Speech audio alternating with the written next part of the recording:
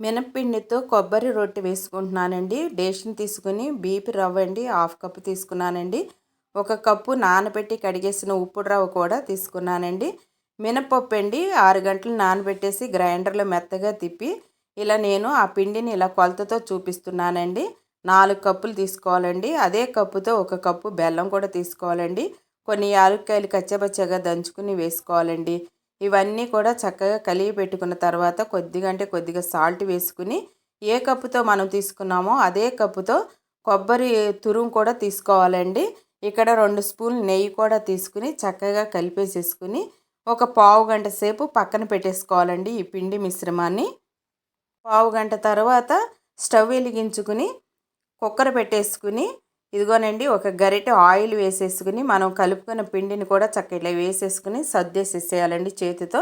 సర్దేసేసి ఇక్కడ మూత అండి గ్యాస్ కట్టు విజులు 2 కూడా నేను పెట్టట్లేదండి. మూత పెట్టేసేసుకుని ఒక పావు గంట సేపు సిమ్లోనే ఉడికించుకోవాలండి.